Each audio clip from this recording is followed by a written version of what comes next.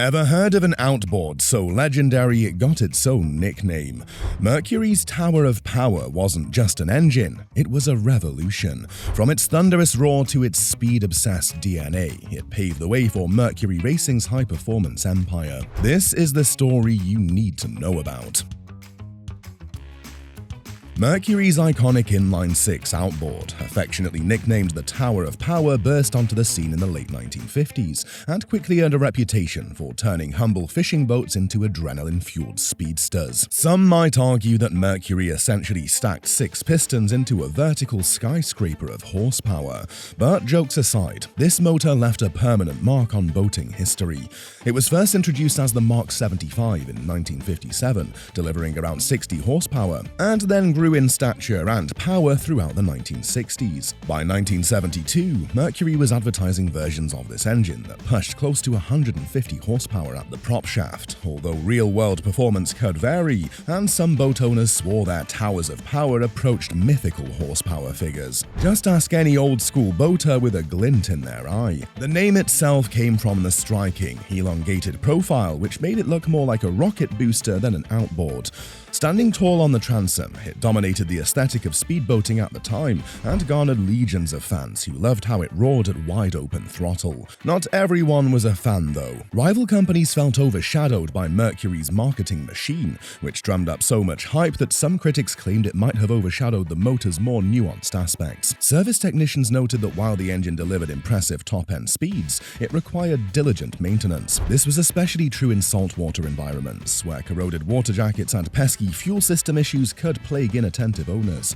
However, for many performance enthusiasts, these quirks were a small price to pay for the thrill of that inline-six two-stroke bark.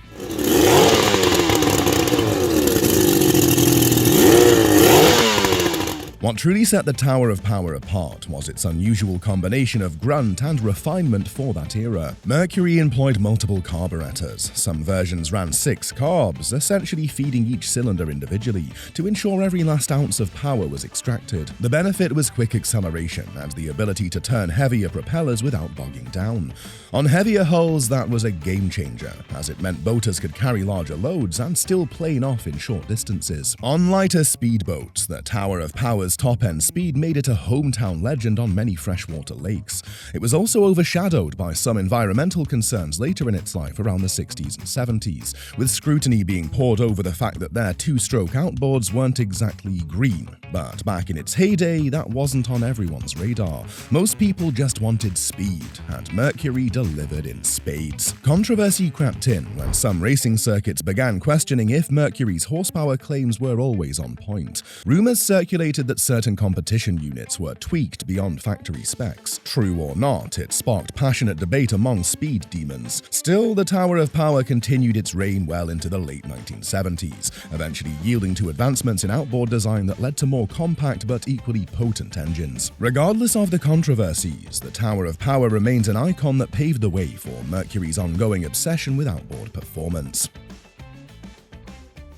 While the Tower of Power was becoming a legend among everyday boaters, Mercury's leadership recognized that there was a dedicated subset of customers who wanted more than just a reliable outboard. They wanted a rocket on the transom. That realization gave birth to Mercury's high-performance department, which was initially a small team of engineers tinkering with engines to squeeze out extra horsepower and better throttle response. In those early days, Mercury's performance crowd was a ragtag bunch of gearheads who weren't afraid to blow an engine or two in the pursuit of discovering its absolute limit. This performance department, fueled by competition on the racing circuit, began to accumulate trophies and break speed records, making Mercury the name to beat. There's a bit of drama in that too, because not everyone in the broader company was entirely comfortable with devoting significant resources to a niche group of racing fans. Some executives preferred focusing on mainstream products that appealed to everyday anglers and casual boaters. However, Mercury eventually realized that success on the race course translated into a powerful marketing asset. If you dominated in racing, your brand carried that aura of high performance into the showroom, where weekend warriors dreamt of owning some fraction of that race-spec technology.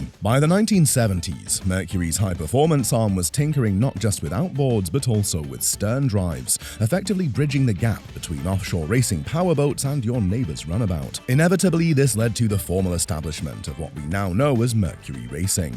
Officially launched to serve as the brand's dedicated high-performance division, it did more than tweak existing engines. Engineers began designing entire power plants from the ground up to thrive in high-stress, high-speed environments. That involved forging stronger internal components, improving cooling systems, and adopting advanced fuel injection technologies as they became available. In classic Mercury style, they didn't hesitate to hype their successes. The brand's publicity team was famous for its flamboyant shows, boasting about new speed records and thrilling race wins. Some competitors grumbled that Mercury was becoming more about showmanship than genuine innovation, but Mercury Racing's expanding trophy case told a different story. Their dedication to testing engines at the ragged edge not only bolstered the company's reputation, it also spun off beneficial technologies that trickled down into consumer-grade outboards. Meanwhile, controversies brewed. The environmental movement of the 1970s and 80s put two-stroke engines under increased scrutiny for emissions. Mercury Racing had to walk a fine line, harness raw power while trying to comply with tightening regulations. There were murmurs from within the industry that the performance division was too stubborn about clinging to two-stroke designs, risking future viability. In reality, Mercury Racing was investing heavily in cleaner technologies, but doing so behind the scenes. It took years for the brand to roll out direct fuel injection and eventually four-stroke performance engines. Yet the seeds of innovation had been planted, and the results would soon speak for themselves.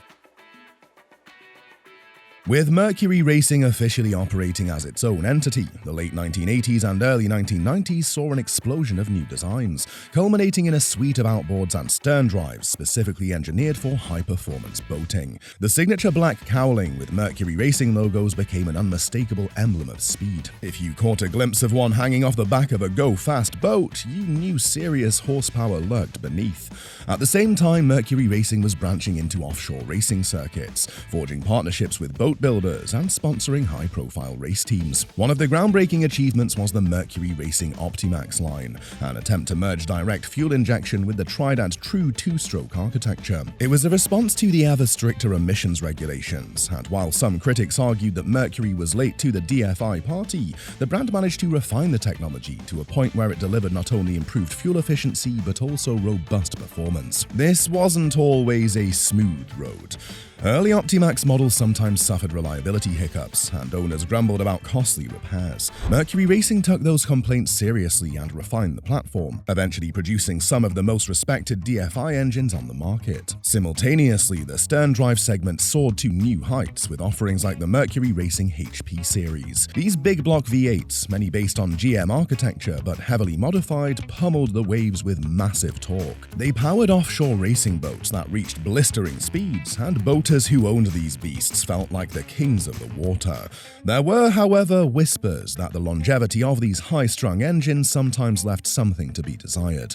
The horsepower wars often led to radical designs that pushed engineering boundaries, and not every new technology proved bulletproof in the real world. Still, Mercury Racing's willingness to innovate made them heroes to performance enthusiasts. The brand's involvement in official competitions, from dragboat racing to offshore marathons, solidified its place as a major influencer in marine power.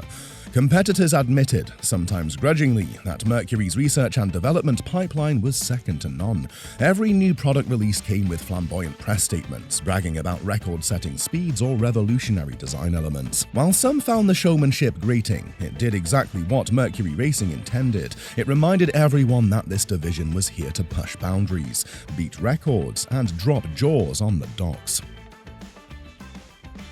Mercury Racing has produced a huge roster of engines, each with its own unique claim to fame. Ask 10 Mercury enthusiasts to rank the best engines, and you'll probably get 10 different lists. But certain power plants have garnered near legendary status. The Mercury Rising 2.5-litre EFI outboard, introduced back in the 1990s, is often revered as one of the most exciting small block two-strokes ever made. It came in various horsepower ratings, but the 260 and 280 versions referencing their approximate horsepower thrilled hardcore speed junkies in lightweight performance hulls. The engine revved high, responded instantly to throttle inputs, and was comparatively simple to modify. However, it had its quirks. If you neglected proper warm-up procedures, you risked scuffing the cylinders. Add to that the high-octane diet and routine maintenance, and you had an engine that demanded attention. Still, when everything was dialed in, it delivered ear-to-ear smiles. Moving on to the stern drive side, the Mercury Racing HB 500 Bulldog quickly became a fan favorite. Nicknamed the Bulldog for its robust nature, it was based on a big block V8 and put out a legitimate 470 to 500 horsepower, depending on the variant and tune. This engine basically kicked the door wide open for recreational boaters who wanted real offshore racing power. It was well loved for its grunt, reliability by high-performance standards, and a throaty exhaust note that could wake entire lakeside communities. Some marinas even restricted where you could idle because the noise was so, shall we say, authoritative. That in itself became a sort of bragging right among owners. I own the engine that made the harbour master scowl. Then came the Mercury Racing 300X, an outboard that many still regard as a pinnacle of two-stroke performance technology. Introduced in the early 2000s, it boasted advanced fuel delivery systems that improved efficiency and power. In a lightweight hull, the 300X could rocket a boat into the 90+ miles per hour range without breaking a sweat. Of course, that level of performance came at a premium. These engines guzzled fuel under heavy throttle and required top-tier oil, but it was the price you paid for bragging rights. They also demanded regular upkeep. Bearings, reeds, and pistons could wear quickly if you constantly ran at the ragged edge. We can't forget the Mercury Racing Verado 400R, which marked a significant leap forward into four-stroke territory. Launched around 2015, it offered an impressive blend of power and refinement. It featured a supercharged inline-6 layout, an interesting nod back to the Tower of Power's inline configuration, albeit with infinitely more modern technology. Some longtime Mercury fans were skeptical that a four-stroke could deliver the same adrenaline rush as the old two-strokes, but the 400R's blend of torque and efficiency soon won them over. Yes, it was heavier than a comparable two-stroke, but it delivered a throaty, supercharged whine and robust mid-range punch that made it a perfect match for heavier performance hulls. The 400R had a few naysayers who claimed it lost the raw edge of Mercury's two-stroke heritage, but from a technological standpoint, it was a marvel. Each of these engines showcases how Mercury Racing continually reinvented itself, pivoting from two-stroke mania to supercharged four-stroke cunning, and never hesitating to push the performance envelope. Fast forward to today, and Mercury Racing is still at the forefront of high-performance marine engines. Their latest powerhouse, the 500R, is redefining what's possible for outboards. Built on a 4.6-litre V8 platform with a supercharger strapped to it, this beast produces a staggering 500 horsepower at the prop shaft, marking a new milestone in outboard engineering. At first glance, it looks like an evolution of the 450R, but Mercury Racing didn't just add 50 more ponies and call it a day. The 500R features an all-new supercharger, redesigned intake, and a more efficient cooling system, allowing it to deliver 10% more torque while keeping temperatures in check under extreme conditions. The gear case options are stronger, built to withstand the abuse of high-speed offshore runs. It also boasts an upgraded midsection for improved durability, reducing vibration at high RPMs. Of course, pushing this much power in an outboard isn't without its trade-offs. Critics point to the high cost, not just for the engine itself, but for its maintenance. Unlike the old-school two-strokes you could tweak in your garage, the 500R is packed with advanced electronics and proprietary systems, meaning you'll likely need a certified dealer for major repairs. Some nostalgic Mercury fans miss the simplicity of carburetors and manual tuning, but there's no denying that modern engines are more efficient, reliable, and cleaner than their predecessors. Performance-wise, the 500R is a game-changer for go-fast boats. The torque curve is brutally strong, pushing hulls into triple-digit speeds with ease. Its supercharged whine has its own cult following, reminiscent of muscle cars with blowers strapped to them. Mercury Racing put this engine through grueling tests, from saltwater endurance trials to cold weather stress testing, ensuring it could handle anything thrown its way. Then there's the controversy. Some insiders suggest that early prototypes even made more power than the final production model, but Mercury Racing dialed it back for reliability. True or not, it adds to the mystique of an engine already dominating stimulating conversations at marinas and speedboat meets. Beyond the raw numbers, the 500R represents a turning point, a full embrace of four-stroke, supercharged performance, proving that Mercury Racing isn't just hanging on to past glories, but forging the future. Sure, it's expensive, complex, and a bit overkill for casual boaters, but for those who crave that next level of power, this is the outboard to beat. And just like that, the spirit of the Tower of Power lives on, just with a supercharger and a whole lot more horsepower. So there you have it, from the towering inline six of yesteryear to today's supercharged four-stroke behemoth, Mercury Racing has never stopped chasing that sweet spot, where power meets reliability and speed meets innovation. Jokes aside, it's a story of passion, triumphs, controversies, and constant evolution. Hope you found this video helpful, and if you want more deep dives into the world of high-performance boating, be sure to subscribe to the channel.